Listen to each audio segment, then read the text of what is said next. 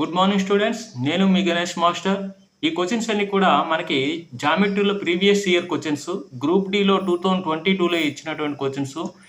ఈ క్వశ్చన్స్ మనం చేసే విధానం అనేది మీకు నచ్చినట్టయితే ఒక లైక్ చేయండి, అదేవిధంగా సబ్స్క్రైబ్ చేయండి. ఖచ్చితంగా బెల్ ఐకాన్ మాత్రం క్లిక్ చేయడం మర్చిపోవద్దు. ఈ బెల్ ఐకాన్ క్లిక్ చేయడం వల్ల మీకు అడ్వాంటేజెస్ ఏంటంటే, నేను ప్రతిరోజు కూడా 15 to 10 క్వశ్చన్స్ అనేవి మనం షార్ట్స్ రూపంలో అప్లోడ్ చేయడం జరుగుతుంది.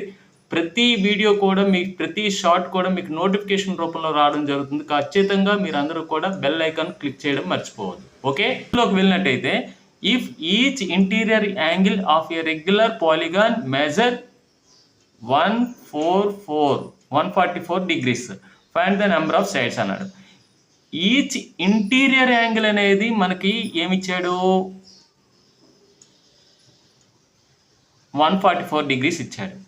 కానీ ఎక్స్టీరియర్ యాంగిల్ మనం ఫైండ్ అవుట్ చేయాలి. ఎంత అవుతుంది ఎక్స్టీరియర్ యాంగిల్? ఈ రెండు యాడ్ చేస్తే మనకి ఖచ్చితంగా 180 రావాలి. అంటే ఇది 144 అయింది. 144 సబ్ట్రాక్ట్ చేసాం అనుకోండి, 6, ఇక్కడ 7 ఉంటుంది, 7లోంచి 4 పోతే 3. అంటే ఎక్స్టీరియర్ యాంగిల్ అనేది మనకి 36 degrees రావడం జరిగింది.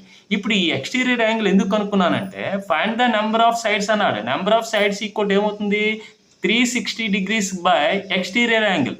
ఈచ్ ఎక్స్టీరియర్ యాంగిల్తో డివైడ్ చేసినట్టయితే 360ని మనకు వస్తుందన్నమాట. 360 degrees బై 36 10 జా అంటే మనకి